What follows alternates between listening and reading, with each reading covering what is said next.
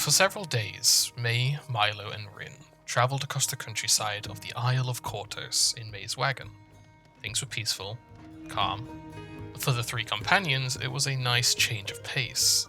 This temporary freedom from danger gave the group time to converse, and as they travelled, Mei's messy history with the first destination, Merivon, was revealed. I had to travel through there to get to Atari. Mm, I have to say, they're not the nicest people. I don't know what your experience was like, but they I don't definitely really left. remember. It was a long time ago. I suppose you were a kid, right? Yeah. I think we just get there, go through as quick as we can. What's If- the problem there? They when I was on my way through, there was a problem in the town. There was something. You ever heard of a jinkin? Okay. And when I was kind of making my way to Atari, I stopped in to help. Like, they needed people to fix the problem, really. So I volunteered, but it didn't go well. Like, really not well. But none of them seemed to really give a shit. Like, they were celebrating that people had died, so they got more of the reward to themselves. Those kinds of people. Yeah, I guess it's kind of what made me feel a bit more wary about Atari. I wouldn't say that Atari is perfect. There's definitely bad elements and less than generous people there, but it's not that bad. Yeah, I feel like, I don't know, when Rock died, it was kind of like history repeating itself all over again. Yeah. They're just afraid, though. See, I don't think... I don't know Atari that well, but I think people in Merivon are just assholes, to be honest. 3 days elapsed, and the group discussed many topics. Mei introduced Milo to her book-bound ancestor. They discussed plans for Volluk. They hoped their companions that had remained behind were safe. However, as things always seem to go in the life of an adventurer, darkness and danger eventually caught up with them. On the third day of travel, the cart rolled along the road, and up ahead, our heroes noticed a farmstead in a state of recent disrepair. The door was smashed off its hinges, the windows shattered, and stood by the gates to this farm were 3 humans. Cautious of traps or bandits, our heroes slowed the wagon and came to a stop some distance away. While Rin stayed with the cart, Mei and Milo approached these strangers. One was a woman, a barbarian, strong and armed. The second was a man with fiery hair and a red flowing cape. The third, a man of messy curled hair and scruffy clothing. All 3 were clearly middle-aged and similar enough in appearance that they seemed to be siblings. Milo tried his best to appear intimidating, keeping his hands visibly on his weapons as they approached. But they soon stood face to face in a standoff as each group tried to suss out the other. Yeah, I feel like sense the tension and be like, oh, hey, travelers, having some trouble? We solve trouble, you know? Are you from here, kid? And I will I mean, point right at here? Milo. If you're living here, I'm asking. Oh, no. Do you know anyone from here? No. We've traveled from a town 2 days that direction. We're just on our way into the town nearby. Something happened. It did. I'm not sure if you want to stay here. I will just casually walk up to you and be like really I'm gonna close. stand my and ground. I will just look down on you, man. Look, the lost led intimidating from a distance. I will like point with my chin to your weapons. I see you're not bad in fighting, even though you're such a thin young boy, huh? But I don't know if you want to stay here. I will point to the house, and you can see it's clearly devastated. There's been some trouble here lately, and we got called to have a look. But I guess we've been too late. So you're not bandits? I will raise my eyebrow. Do I look like a bandit for you? Do you want me to answer that honestly? Or... No. He just means that you have a certain demeanor about you that shows you know your way in the world. Can't be too careful though on the roads. Let's just say that if I was sitting at my home eating dinner and you kicked down my door, I wouldn't be surprised. What the fuck, Milo? Well, it's a compliment. I take a compliment when I can get one. Well, what got you stopping here? Just interested seeing some, house ruins, or have you also been called to look for the trouble? Oh no, we're headed somewhere else. Trying to fix a problem of our own, but we need to go through here. I mean, a few months ago I went through here as well, and they had a problem then. Is it the same one? Is there another Jinkin? Jenkins, God, I wish. I will like step closer to them and like talk a little bit more hush hush since I don't know, of the truth of these rumors. So lately there, people have been gone missing. They're looking for a necromancer. Ever seen one? I'm gonna turn to Milo. Necromancer. It must be Volluk. Have you seen him? Have you seen him? He's kind of wormy and he's really intimidating and Lot wormy, we need in to fact. find him. Oh, we have not seen him yet. We're trying to find him. There's been several villages here. Whew. People are missing, houses destroyed, but we're still trying to keep up. I'm gonna grab you by your shoulders. But he's made of worms, right? People say so, but I've never heard of that before. So Milo, not it has sure to be if it's him. true. So, but yeah, I'm not even listening to you anymore. He's here. He must be here. He must have come through. yeah. We need to go. Let's, We need to get to town. Yeah. But we need to check this building first. We need to make trying to determine how long ago this was to try and gauge how far behind we are. It won't take long. Okay, yeah, you're right. I mean, we can go with you and show you what we found. That would make it easier. So, you know Definitely. that guy? I know him. Yeah. We've fought him and nearly killed him once. He's the person we're hunting. He's caused so many problems. People back in Atari. Oh, in Atari. It's quite a bit away. But I guess not too far either. First, let me maybe introduce you and introduce me. Hi. And I would give you my hand for a handshake, I'm Lorelei, and I will just take your hand and shake it with when people just squish your hand a little bit too rough. And I will squish both your hands and shake them violently. Yeah, I present you with my real hand just because I'm afraid you're gonna crush the metal one. That's fair. Introductions were made. Lorelei, the barbarian, Leoran, the fire kineticist, and Lethan, the druid, sibling adventurers local to the area. They ventured inside the ruined farmhouse and saw that it was devastated. Furniture was wrecked and scattered. Blood caked the floor and walls. However, despite the clear violence, no corpses remained. Mei took the time to investigate the comings and goings and found that a large group of seemingly commoners had entered the building, and after a brutal, bloody battle, a larger amount had walked back out. But based on the vast amount of blood, that seemed highly irregular. The rumors of necromancy seemed to hold credibility. You thinking what I'm thinking? I don't know what I'm thinking. What are you thinking? I'm thinking a group containing at least one necromancer walked in here, killed everyone, brought them back as zombies, and walked back out. That is a terrible thought. Yeah, But why? Amassing an army? or a strike force. But what would Volluk need that for? It's just, it's just my parents. Yeah, but they're expecting us. I don't know. I don't think we're army worthy.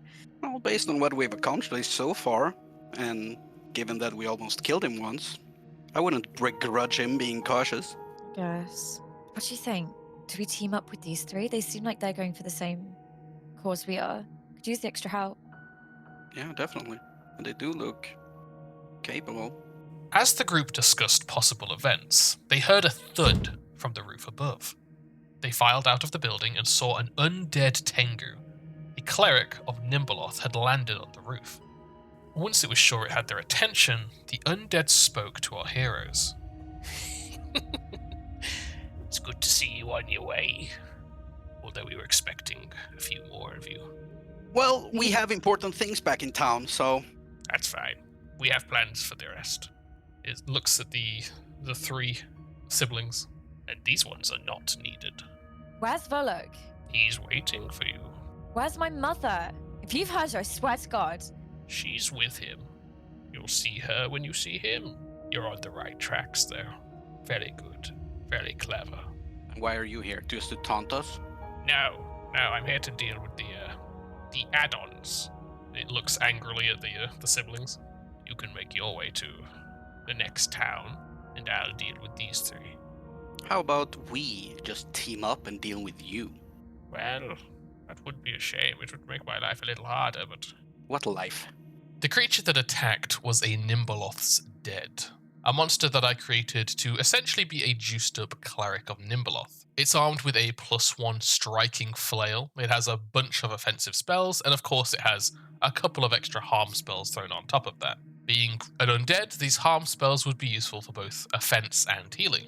What made this creature more than a standard cleric, though, is a new ability called Against an Empty Death. It's a single action with the mental trait. The Nimbleoth's Dead fills the mind of a creature with the feeling of a death without the chance of entering the River of Souls and the chance of rebirth, causing them to doubt if they could ever inflict that fate upon something. A creature within 60 feet needs to make a will save. On a critical success, nothing happens. On a success, the creature would gain a -2 circumstance penalty to any action that could cause damage. On a failure, it's the same as a success, but it becomes a -4, and it lasts for 1d4 rounds. And on a critical failure, the target can't use any action at all that would deal damage for 1d4 +1 rounds. I'll place this stat block in my Discord if you're interested in using it. The party engaged the Nimbleoth's Dead, at first being forced to rely on ranged attacks due to its position on the roof. Sadly, all of these missed. Then, on the Nimbleoth's Dead's turn, it left the safety of the roof to do some initial setup spells. It landed behind Leo and successfully cast Seal Fate on him, showing him a vision of death by void damage. This meant Leo now had weakness to void damage. Unfortunately, this did leave the undead within reach of the party, but how much damage could they really do in one turn? Leo entered his Channel Elements aura and began blasting him with flames. Lorelei rushed him and hit, and as a Blood Rager, hoped to apply Persistent Bleed, but sadly, as an undead, he had no blood to bleed. Still, she dealt a large amount of damage to him. The Nimbleoth's Dead was injured, but not particularly badly. He had actually gotten through the assault quite well, and this led him to being a little overconfident. Rather than retreating to the roof again, he flew above the group and placed himself behind Lethen. Mei and Milo swung their reaction attacks, with Mei's hitting, and then the undead cast life-draining roots at the 3 siblings who were stood in a perfect line. While Lorelei did manage to dive out of the way with a critical success, Leo and Lethen were hit hard, and the undead gained 8 temporary hit points. It was still at ground level though. The group broke formation, and Leo blasted him with a fire blast. The Nimbleoth's Dead cast Eat Fire though to reduce and store the damage. Lorelei rushed him and wanted to keep the Tengu grounded. She tripped the creature with her meteor hammer, leaving him off guard to Mei's assault. Mei pinned him with a grapple and then began beating him down. Milo rushed to the prone grappled Tengu and landed a powerful hit with a Slayer's Strike, dealing additional holy damage due to his weakness. Knowing that breaking the grapple was unlikely, the cleric cast a 3-action harm. This void energy ripped through the group, healing the undead cleric, but draining the life from our heroes. Due to critically failing his saving throw, Milo fell unconscious, as did Lethen. Clearly this had been a mistake caused by panic from the Tengu, as it immediately looked rather panicked and said, shit, I shouldn't have done that. Milo fed Lethen a potion, returning him to life. The rage at seeing this creature down her brother sent Lorelei into a frenzy, and she swung 3 attacks into the prone bird, hitting once and critting once. This easily smashed away any healing that he had received. Mei gave Milo her last potion, giving up on the grapple. Lethen dragged himself to his feet and backed away, healing Leo with a 1-action heal. Milo stood up, took up his sword, and stabbed into the Nimbleoth's Dead, who was now very hurt. Knowing that standing up would cause him to take all kinds of reactive attacks, the undead cast another harm spell, this time a more contained one as it did a 2-action harm on himself. However, due to the spellcasting having the manipulate trait, this still allowed Milo to lash out first. Implement interruption. That is a hit. Oh, Milo, as he tries to heal, how do you kill Nimbleoth's Dead? So yeah, as I did, I stood up, staggered as always in fights, getting my ass beat. But I just pick up my sword and lunge down at him, stabbing him. Doesn't kill him, and I can tell he's about to do something. So I take that opportunity, pull the sword out, and just go straight for the throat. The Nimbaloth's dead fell, returned from undeath to nothingness. The group took a moment to rest. They decided that since they were all hunting the same threat, it made sense for them to team up for the time being. So, once they were ready, they set out on the rest of their journey to the nearby town of Meravon. As they travelled, for several days they saw similar sights. Local farms raided, no bodies remaining, and the roads were quiet. Eventually, on the 4th day of travel, Meravon came into view. The cart rolled on slowly up the road, and our heroes could see a large crowd had gathered in the centre of town. This unusual sight left the group concerned, and their concerns were confirmed when they got close enough to see that this crowd was actually a horde of undead zombies. But they had already gotten too close and without subtlety. The undead, and those left behind to control them, had seen our heroes. The group tried to use stealth, parking the caravan and leaving Rin to guard it while the others hurried through some nearby trees. While this did block their final approach, it did little to create any real surprise, and as they emerged from the tree line, the undead were waiting, and a battle broke out.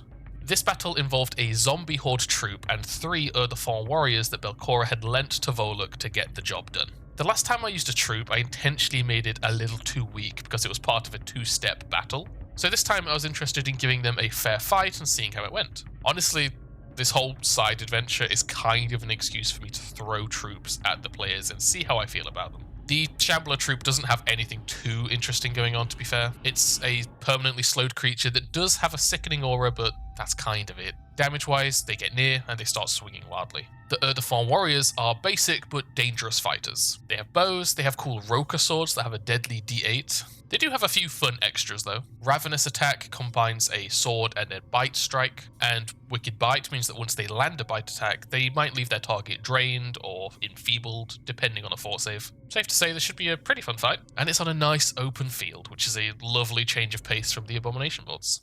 With the party emerging from the forest and the enemy stood by the houses, this battle began as an initial charge. Since the Urdefon warriors have bows, they lagged behind launching arrows, which made our party briefly hold up behind the small cottage. Some buff spells were given out during this first rush, namely Lethen cast Enlarge on Mei, which she really enjoyed. As a side note, after recently finishing a playthrough of Baldur's Gate 3 as a support wizard, I can't overstate how much I prefer the Pathfinder 2e way of doing buff spells. You cast Enlarge, it applies, it lasts 5 minutes. The amount of times I would cast Enlarge on somebody in the 5e system, get hit by the tiniest thing, lose concentration, and have both wasted a spell slot and my own fun was painful. Thank God there is no concentration in Pathfinder 2e. After realizing the building wasn't going to protect them from the flanking Urdefon arrows or the zombies that had begun to swarm the building, the party fled their positions and launched a counterattack. Mei used her increased reach to start smashing through the zombies. She crit, clearing a segment and igniting the horde with her Flashing Sparks critical specialization. As I understand it, persistent damage works like normal on a troop, with the fire spreading throughout the horde, but let me know if I did that incorrectly in the comments. Leo seemed really well suited to fighting the hordes, as his essentially unlimited access to area of effect attacks could reliably proc the weakness to area damage. So the horde was left to Mei and Leo to handle. Meanwhile, as the Urdefon continued to pepper the party with arrows, Lorelei and Milo moved forwards to deal with them. Milo did manage to clear another chunk of the shambling troop on the way past. Lorelei beelined for a warrior and the pair clashed, cutting health away from each other. The shambling troop has a passive called Gravetide, which lets them share spaces with other creatures and turns them into difficult terrain. They swarmed Mei and Leo, climbing up Mei's legs and harassing them with biting and fists. Since they were burning though, by the time it got to the end of their turn, there were pitifully few zombies left. Lethen finally emerged from the forest and with a timber spell destroyed the remaining dead. That just left the 3 Urdefon, and to be honest, they were more of a threat anyway. The group split their focus. Milo and Mei dealt with one, Lorelei with another, and Leo and Lethen dealt with the other. Milo was first to kill one of the Urdefons, and in doing so revealed the final death effect. When the Urdefon dies, it quickly dissolves into a foul gas that causes some void damage off a fort save. Both Mei and Milo rolled well and only took minor damage. Lorelei didn't particularly care about this additional threat and proceeded to make 3 strikes against her target, landing all 3 and beating the creature to a pulp. Lethan and Leo were a little more nervous and made sure to keep their distance. Luckily, Mei took the aggro when she stomped over and crushed it into the ground, killing the final threat. Our heroes licked their wounds and began to search the town for survivors. Many of the homes were in a similar state to the farms, destroyed and blood-soaked. Eventually, in a house at the edge of town, the group found a group of people that had been left alive. After cautiously checking the building over, they were able to determine that there were survivors inside, frightened people that were trying their best to hide. Because of this, they were not trusting of the party, and instead of responding to the party's calls, they whimpered and hushed from within.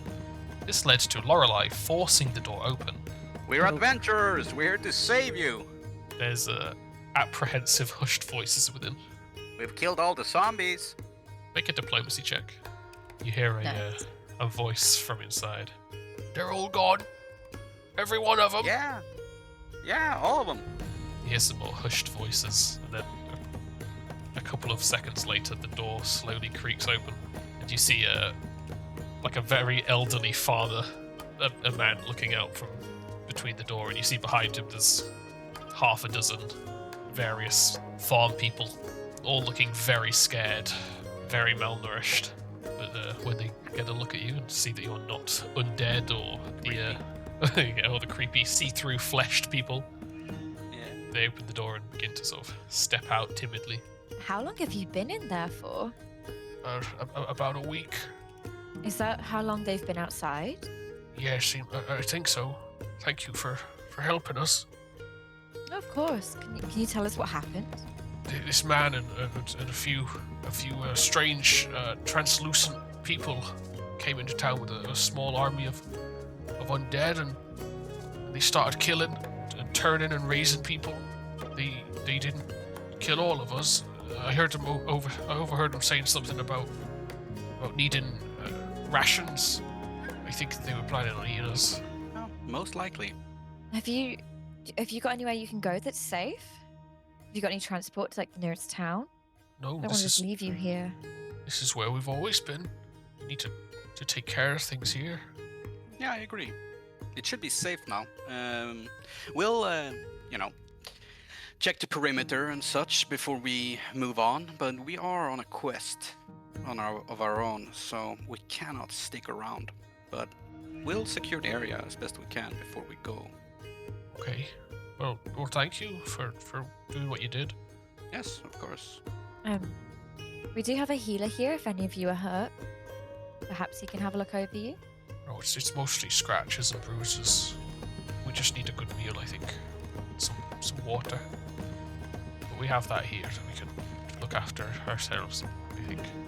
Oh, it certainly wouldn't harm for me to have a look with it. Oh, okay. We'll look at the younger ones first. Then how about this? Lethan, you tend to the wounded and, make sure they're in as good a shape as you can get them, while the rest of us, we scout around a bit to make sure there are no stragglers. The party split up and searched the area, ensuring none of Volluk's allies remained. No monsters remained in the area. However, during her search of one of the larger buildings, Mei found another intentionally placed letter waiting for her. Its contents were a brief, taunting letter telling her that she's on the right path. Come and get him.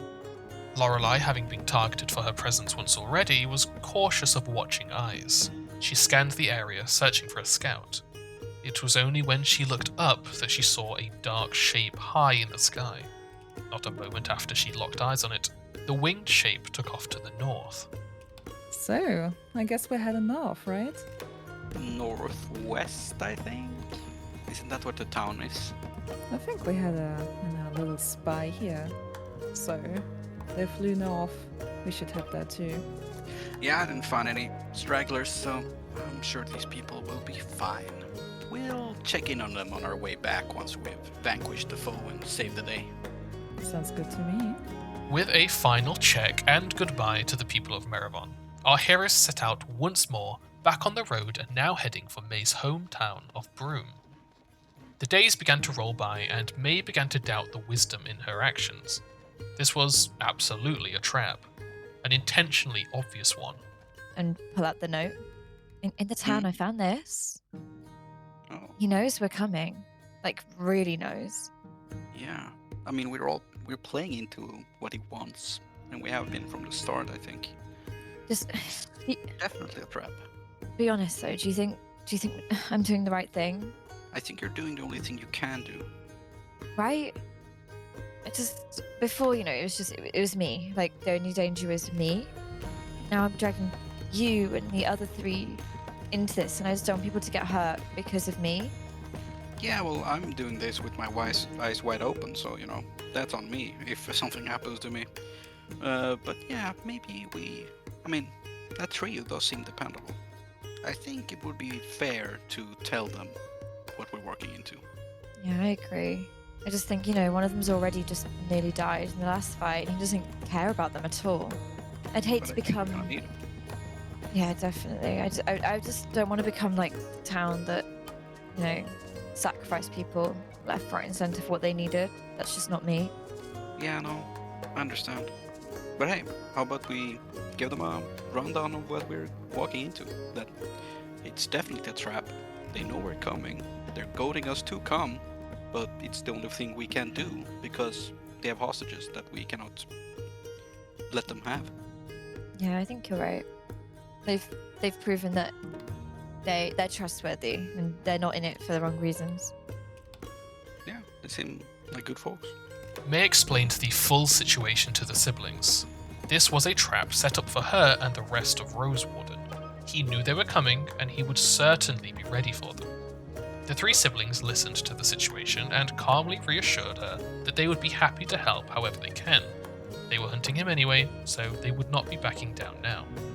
After several more days with no further threats or complications, the group made their final journey towards Broome.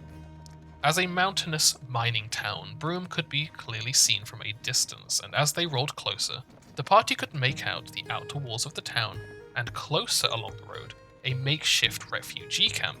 The group approached, and as they did so, a crowd formed of frightened townsfolk and defensive guards. Having grown up in Broome, Mei recognized many of these people, and they recognized her. Mei spoke to one of the guards, and they explained the situation. A hooded figure had entered the town, and soon after, a small army of undead sieged Broome. They were unprepared and had to flee, evacuating as many people as they could, but were forced to leave some behind.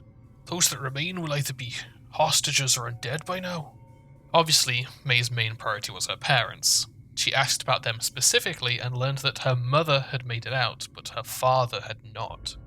She hurried to a tent that was pointed out to her and embraced her mother in a hug. What are you doing here? I got your letter, but I thought you were hurt. Where's Dad? Oh, he's still in the town. They won't go in. They won't get him out. What happened? Can't take a breath. Tell me what happened.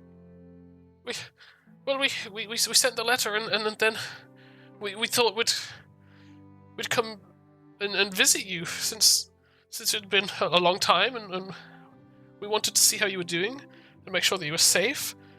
And as we were preparing to leave, this hooded man showed up at the gate, and I don't know what happened, but suddenly the gate was shut, and there were people rushing into town, people rushing out of town, and we got separated.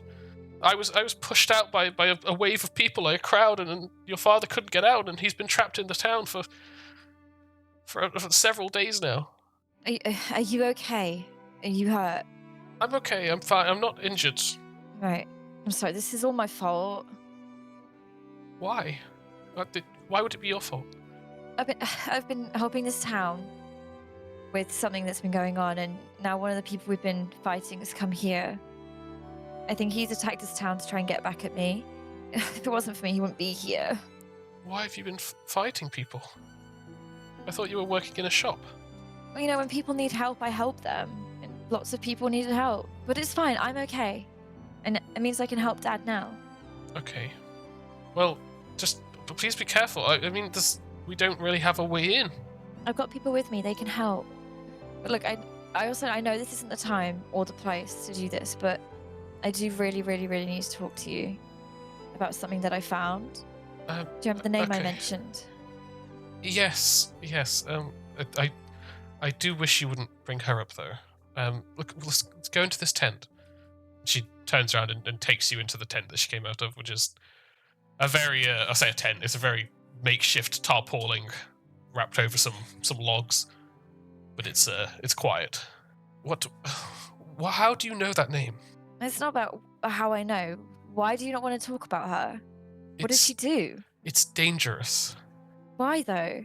Make a I don't understand. diplomacy Make check. me understand. Oh God. She seems extremely hesitant, but you can also tell that she's very stressed and isn't thinking very well right now. And she sort of lets out a long, slow sigh.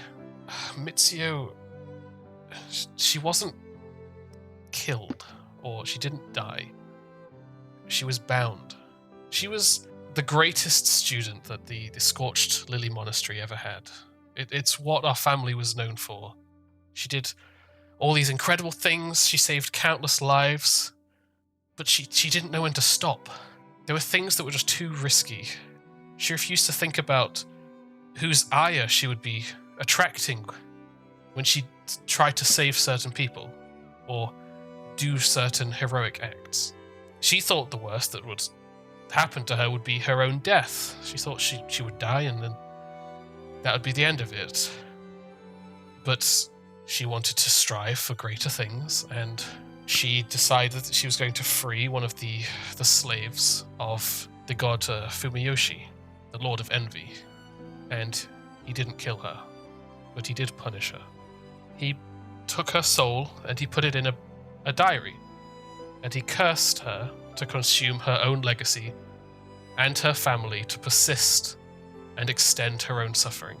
Within days, half the Hitachi clan was gone, vanished from all memory, totally erased. No one could remember who they were. The only evidence we have of them, the only reason we knew they ever existed was in paintings and written accounts of them.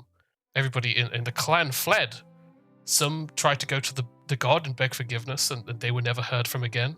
And as our people dwindled, we ran further and further away, realizing that the curse was based on fame. So the less people that knew who we were, the slower the disappearing became. So we came somewhere where nobody would know who we were. And for generations, we've kept our heads down. We've talked about the past as little as possible. And that's why you need to stop. You need to stop saving people. You need to stop being known. You need to stop gathering fame. Because the more famous you get, the more likely it is that me or your father could disappear, and eventually you as well. So that's why we moved over here. That's why we've moved so far away from home. Yes, because people can't know who we are. Is there a way to break the curse? It's a god's curse. What could we do? Of all my players' backstories, Mei's is the one that I've struggled with the most, because it's not particularly grounded in Atari or the Gauntlet. She has one of those backstories that would be awesome in an open world sandbox. Discovering your family fled the continent, returning to seek those secrets. That would make for some awesome content, but when the entire adventure takes place in a town you only moved to because your friend did, it's kinda hard to delve into that kind of story. So I had to go a little bit big concept with her. Since she lacks a direct connection to the Gauntlet, I decided to focus on the concept of her heroics. She often mentions how her parents are quiet, humble people who are very against her adventuring. So I had to come up with a reason for that beyond just the danger of it. I settled on this idea that Mei's family is cursed, and the more fame they gather, the more likely they are to be deleted from everybody's minds, kind of like a false Hydra. I added Mitsu's diary as both a trigger to begin learning this history, but also a potential solve for this problem. Mei suddenly felt a pull from the diary of Mitsuyo, a desire to speak, so she cautiously revealed the book to her mother. I want to take the book out. Okay, you take out the diary, and you see your mum's face goes pale, and her eyes go wide, and she essentially just freezes up in fear. I found it when we went to something called the Gauntlet. A bad person had collected it to try and figure out how they could live longer, but turns out that I guess It found me. Here, How- give me a hand. She recoils heavily from that request. May, you need to get rid of that very quickly, please. It's not a that, it's a her. No, she wants to say something. What's the worst thing that can happen if you just hear her out? Make another diplomacy. She is way too scared to give in to that request. But you still feel the diary itself trying to get your attention. So I'll open it up. Hello. Sorry to interject here. I did hear that conversation, and that that does explain a lot.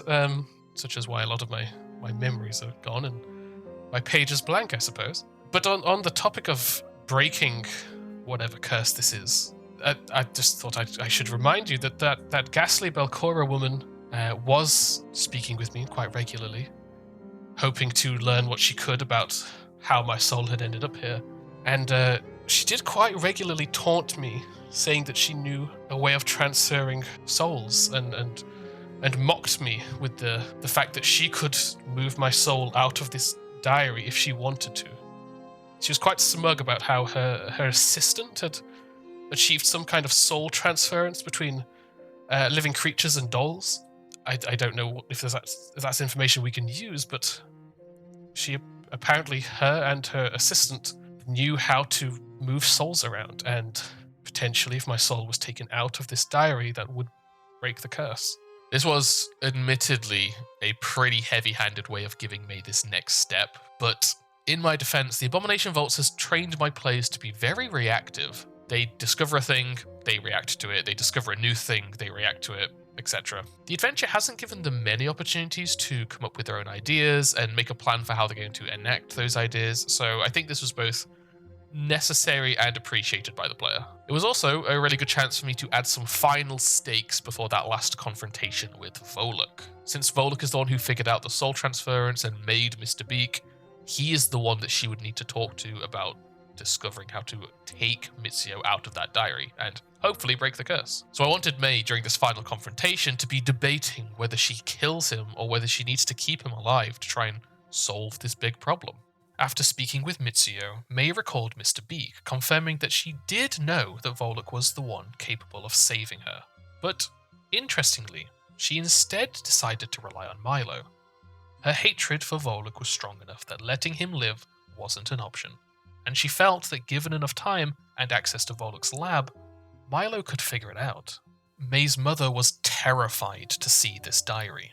To her, this book was a nightmare, responsible for erasing her entire family from history. She already couldn't remember her parents or any family that travelled to Avestan with her. If you think you can. I don't want to live my life fearing people knowing who I am. I've got friends. I've got a community of people who actually, they welcome me for who I am. And I don't want to have to keep running from that. I love you, I love Dad, and growing up here was fine, but this isn't the life I want. But if the more people know you, the more likely it is that we disappear and you never remember Not us. if you let me break the curse. Not if you let me try. I don't think I'm in a position to tell you what you can and can't do, but I don't want to lose you to some attempt when what we have is perfectly fine. I mean, it's not for me. And you're right. You can't tell me what I can and can't do. And honestly, if you try, then you'll lose me anyway. You see that stings her a little bit, but she nods. Well, before any of that, we need to get your father back. Yeah. Look, I'll go talk to the town watch. I'll go talk to my friends, see what we come up with, okay? You look like you need to lie down. While Mei had been speaking to her mother, the rest of the group had explored the camp. There was a large number of survivors, mostly commoners, but also a large contingent of guards and miners. Within the camp, they stumbled upon several leaders discussing an assault on the gates. The captain of the town guard and a couple of senior managers at the mine were discussing plans to retake the town. They had the numbers, but these people were not soldiers. Luckily, the arrival of the party presented them with an opportunity. With the party's permission, the townsfolk would follow them into battle against the undead army residing in Broome. Yes, we are going to have a skirmish battle, a siege specifically. Ever since the skirmish rules came out, I've been very interested in giving them a try. Obviously, they are not suited to the Abomination Vaults. But since it was our first time doing one of these, I decided to try and keep it relatively simple, especially since our players have never even seen a troop stat block before. We ignored things like the skirmish bonds, and I kept the stat blocks that I gave to the players on the simpler side. The party had access to 2 elite angry mercenary stat blocks reskinned as town guards, 2 besieged logging crews reskinned as miners, and 1 elite conscripted squad reskinned as commoners brave enough to try and face down this threat. All of these stat blocks are essentially just different levels of a melee and a ranged attack. On the enemy's side, it was of course Volluk and 2 Urdafon warriors, as well as 3 zombie troops. But to beef up and balance the encounter, I also added 2 Skavelings, which are essentially large bat ghouls. One advantage that the players did have is that the miners of the town had been slowly mining through the walls into the mines from the outside of town. All it would take was a couple of minutes and one of the squads could rush in through the mines, entering from the other side of town and flanking. They chose Lorelei to go this route with a group of town's guards as her unit. So, a few things about skirmish rules if you've never looked them up before. A character can be assigned a troop. They count as being in all the spaces their troop covers, meaning that they can attack from but also be attacked anywhere in the troop simultaneously. They get 5 actions instead of 3, but they have to be split 2 and 3, so either 3 to the hero and 2 to the troop, or 2 to the hero and 3 to the troop. If either the hero or the troop moves, the other moves at the same speed, even if they can't normally do that. However, you can only use 3 of the 5 actions to make move-based actions. Obviously, this doesn't apply to if you had a fly speed. There are more rules, such as morale checks and the way AoEs interact with multiple segments of the troop, but honestly, we entirely forgot about morale, and I still don't understand the AoE effects. So you'll have to look into them yourself, and please let me know if you figure it out, because it's going over my head. I have thoughts on skirmish rules, but I will go through them after the fight. The army marched forwards until they were a short distance from the gate. Milo tried his best to impart his thaumaturgic knowledge on the townsfolk. Folks of Broom, this will be hard fought. This is not gonna be easy. But remember, if they're fleshy, slash them. If they're made of bones, smash them.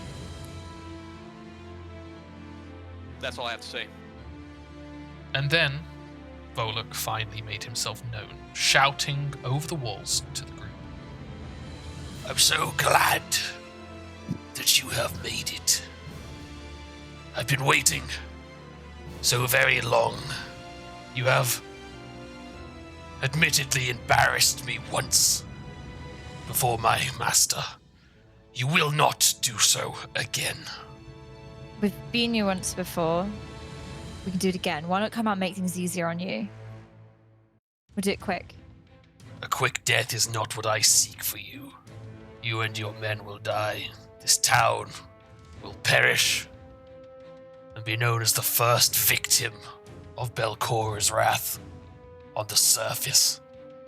The army of Broom charged and crashed into the gate. They decided that without an easy method over the walls, destroying the gate was their fastest option. But Volluk's army didn't make it easy. The Skavelings landed on the walls and screeched, fearing the nervous townpeople. But our heroes had preparations of their own. Lethen enlarged Mei once again, while pre-buffs and stances were activated. Meanwhile, the troops began chipping away at the gate, working on bringing it down. The gate stood strong for a good while, giving Volluk time to throw up an orb of darkness to hide in, and allowing his army to clog up the gateway with zombie bodies. Although, after getting it splintered and hypothetically bloodied, they could begin making ranged attacks through the gate. Off by the mines, Lorelei charged out and began clashing with one of the Skavelings. This brawl lasted much longer and was much bloodier than I had expected. As a ghoul-adjacent creature, it successfully paralyzed Lorelei early in their battle and was mobile enough to use hit-and-run tactics. This led to Lorelei's unit of guards getting ripped apart and struggling to defend themselves. Lorelei herself made excellent use of readied actions to counter the hit-and-run strategy, though. Eventually, Mei ripped the gate down like a kaiju and breached the city walls.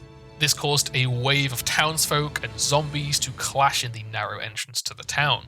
The leaders of the units were mostly focused on ranged attacks, sniping at each other with arrows and spells, while the troops clashed, trying to break the stalemate and push into the town. The Skaveling continued to cause mass fear throughout Milo and his miners, and Volluk launched powerful spells from within his Orb of Darkness. Leo ended up both helping and hindering as he cast Dehydrate on the entrance to the town. This did damage the zombies clumped up there, but it also meant that the Broom army couldn't push into the space that began opening up. The skirmish in the entrance lasted a long while. People on both sides took losses, and damage was thrown out to everybody involved. Both Milo and his dwarves were the victims of deadly Worms Repast spells that ate through their health very quickly. Eventually, enough zombies were cleared and Leo dropped his Dehydrate spell, giving the heroes a brief moment to push forwards. Mei and her town's guard rushed into the city and began to engage the enemies within. Before the others could join her though, the Skaveling landed in the entrance, blocking it and cutting Mei off from reinforcements. The Skaveling killed the last of Milo's dwarves, leaving him no longer a leader of a unit. While Mei was becoming more and more surrounded, Volluk taunted her about her imminent death and cast Worms Repast on her. She did manage to succeed her save though, so avoided any ongoing persistent damage. Mei was getting low health though. Leo finally got to the gate and could utilize his area attacks to begin clearing away the troops, and so he did, wiping out the zombies under Volluk's command. Mei killed the final Urdefall warrior, leaving his zombies leadless, and her guards took down the Skaveling at the gate, allowing backup to enter. By now, Mei had sussed out that the hostages were being held at the highest level of the town to the north, so she desperately wanted to focus on getting over there. There was some hesitation about leaving the others to handle the currently untouched Volluk, but family comes first, and she bolted. There were only 3 enemies left on the field: Volluk, an unled horde of undead, and a wounded Skaveling. This was in contrast to a full party of partially wounded heroes, 2 pretty battered units of town guards, and an unharmed unit of dwarf miners and commoners. But they were up against Volluk. In preparation for facing Volluk, the party quickly healed up with spells and potions, while Lethen and his commoners charged the Necromancer. Volluk took no damage from them. In response, Volluk began tearing the remaining units and heroes apart with various area spells, such as Grim Tendrils. Townsfolk and miners began dying en masse, while the heroes tried their best to bring him down and outpace his healing. Meanwhile, the Skaveling facing Lorelei finished off the remaining of her troops, leaving her to face it down alone. As Mei headed north, she destroyed the remaining undead and sprinted off. The Broom army swarmed around Volluk, and through sheer numbers began finally damaging him. But they were losing numbers quickly, and nearly everybody was taking persistent damage. To the east, Lorelei finally slew the Skaveling, and began rushing to back up her siblings in their battle against Volluk. As she emerged from the Orb of Darkness, Lethen threw a casting of Enlarge onto her, and she crashed through the dying crowds towards Volluk. Some of the units did begin trying to flee and make space, but the commoners were riddled with maggots and died to persistent damage as they fled through the gates. Volluk paralyzed Milo, hoping to bring him down quickly, but was forced to back up and flee around a nearby house as the heroes relentlessly crashed into him. Lorelei proved a major threat to Volluk, causing him to back away and try to use the buildings to prevent her from following him. Unfortunately for him, Lorelei has the no escape reaction, so as much as he fled, she kept following him. Mei was making really good time and soon reached the stairs up the cliff. She carefully but quickly hurried up the stairs, balancing along the thin steps. Lethen, now unitless, focused on healing, keeping Milo and Lorelei in the fight. Lorelei began critting Volluk with large meteor hammer strikes, ripping away his health very suddenly. Mei reached the building and peered through the top floor window. She saw bound hostages and another Urdefall warrior guarding them.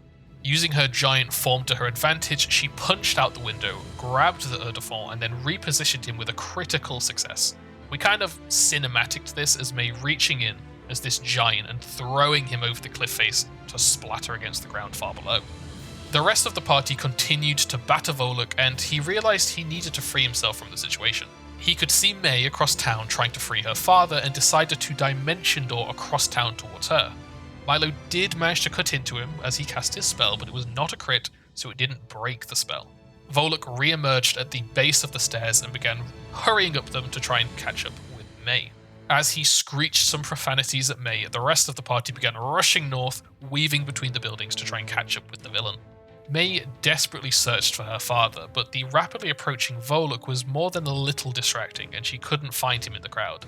Volluk wanted Mei alone, so he cast Phantom Pain on her unit of guards, and after critically failing, every remaining guard collapsed to the ground, dead. As the rest of our heroes began catching up, they launched spells and ranged attacks at Volluk. A Holy Light spell from Lethen was particularly nasty, badly wounding him. Volluk threw spells of his own at the pursuing heroes and then hurried towards Mei, who had now found her father. Lorelei used her increased size to leap up the 15 feet to the first level of the stairs, and then caught up with Volluk. Mei cast Sanctuary on her father and then dropped down onto the other side of Volluk, pinning him between two very large, very powerful women. He tried his best to fight back, lashing out with spells, but his pride and desire to please Belcora prevented him from fleeing, and with a severe pummeling from either side, Volluk's main body was destroyed, flinging maggots all across the hillside. This triggered his final mechanic, the one that had saved him last time, Discorporate. The party had 2 rounds to try and make area or splash attacks at the area of his death, and roll a DC 15 flat check that reduces by 1 for each failure. On a success, all the maggots would be killed, and Volluk would be destroyed forever. Milo went first, throwing an Alchemist Fire at the maggots. He failed the flat check, and the DC became 14. Because they were enlarged and, in theory, had big stompy feet, I allowed Mei and Lorelei to stamp around and make the flat check, but not to reduce it permanently. This was a compromise so that they could feel useful despite lacking area of effect options. Lorelei rolled and failed, Mei rolled and failed. The miners hurled their axes, which is technically an area attack. They rolled a 14. So in a rain of mining equipment and an act of vengeance and defiance for the town, the miners destroyed Volluk, all except for a single maggot. I wanted to give Mei the chance to speak to a pacified Volluk, especially after learning what she had about her family history. This would be her one chance to try and learn the secrets of his soul manipulation firsthand. You see one tiny single last maggot crawling along the ground, and Mei, you can scoop up that last maggot as it's desperately trying to escape. You hear like a tiny little voice coming from the maggot. I'll get you next time. You won't get away with this. There's always a first time. There won't be another. No. Free me and hand me now. I want to hold him between my finger and thumb and look in his stupid little worm eyes. Say hi to Corlock and Hell for me. I'm gonna squish him. Okay, you splatter the last maggot. And Volluk is defeated and will be unable to ever return. Yes! Or you can just fucking kill him. Why not? This combat took a long time. It ended up taking 5 hours spanned over 2 sessions. Luckily, we've been playing Lancer recently, so spreading combats over multiple sessions isn't something that's new to us, but it was a lot. Most of the time that was due to the skirmish rules. More actions, more tokens, more tracking of finicky resources. And I'm hard-pressed in this instance to say it was worth it. I think the players enjoyed the experience, but I wouldn't necessarily say they preferred it to just a standard fight. It was pretty epic, leading troops into this large-scale battle, but was it any cooler than just a dynamic boss fight against Volluk? I don't know.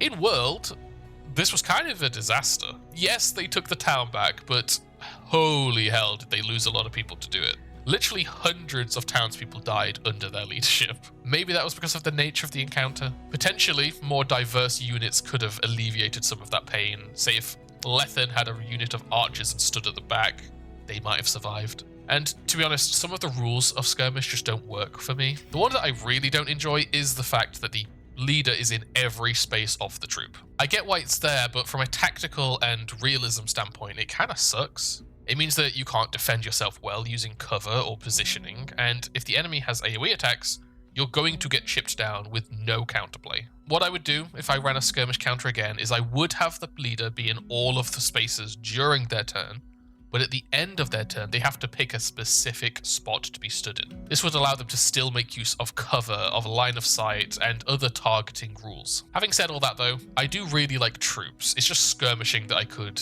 take or leave currently. But troops rock, and I think they're an equal counterpart to minions. I don't necessarily prefer them to minions, but I think they do the same job pretty well.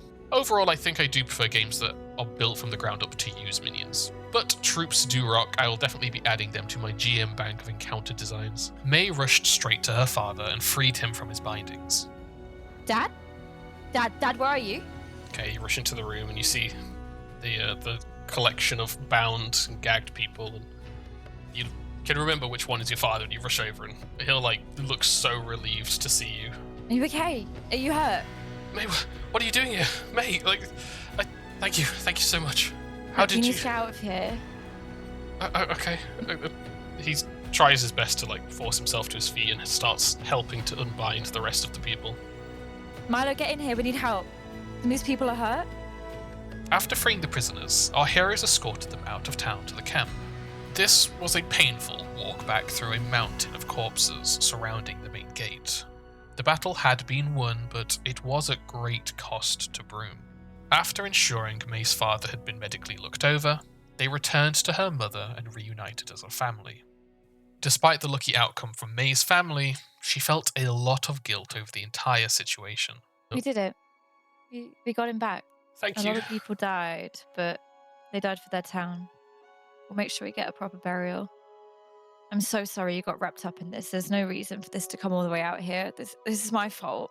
No, it's not. It's not. You saved it us. is. But I started it, and I pull out the letter. This is what started all of this. If I hadn't sent this, he would have known about you. He wouldn't have come out here. All those people died for me. We really are cursed, but I don't think the curse is Mitsuo. I think it's me.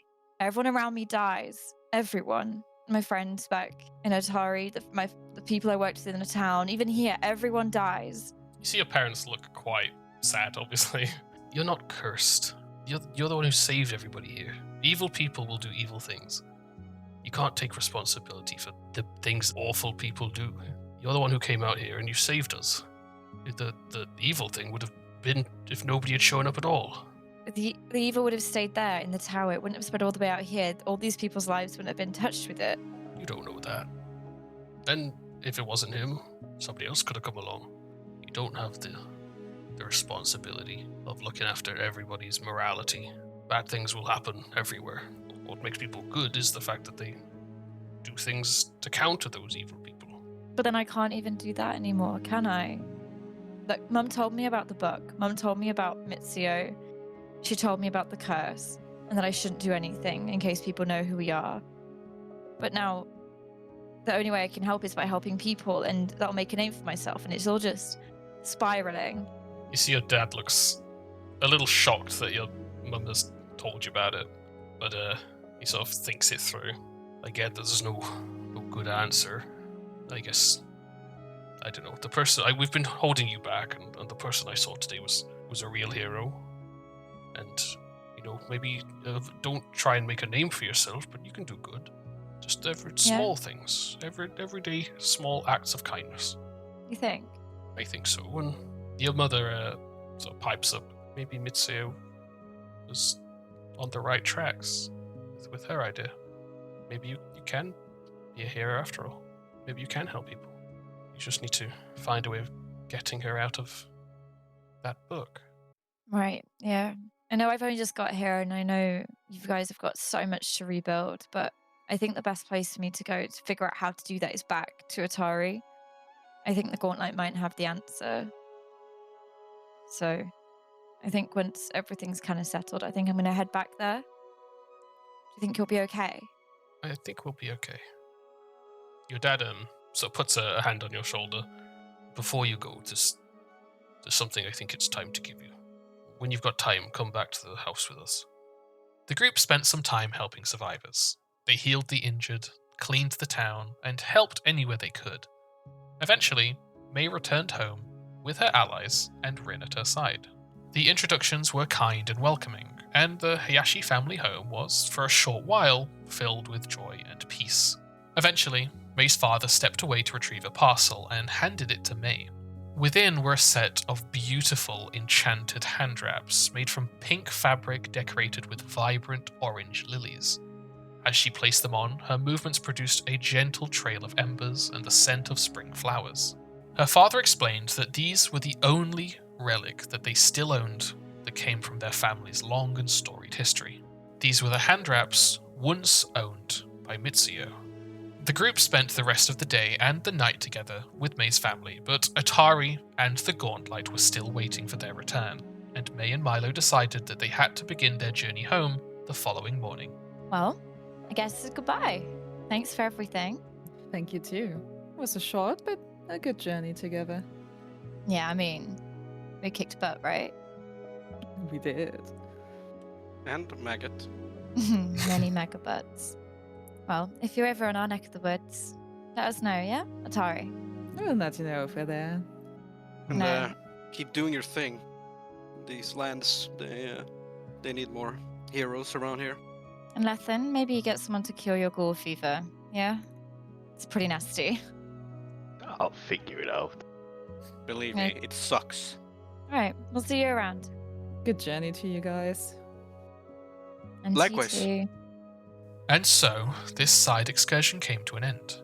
I'm sure things back in Atari have been comparably quite calm.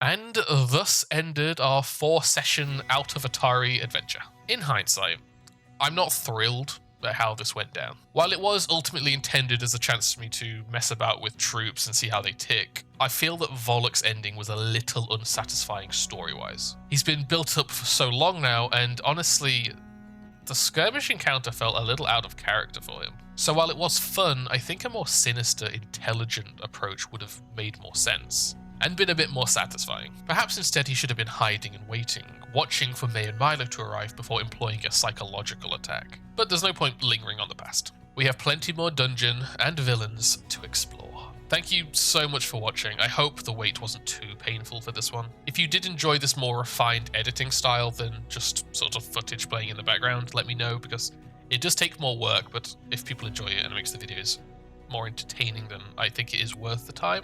If you did enjoy the video, then please like, comment, subscribe. They are currently the only ways that I let you support the channel. But have a great day. I shall see you soon. Maybe. Bye.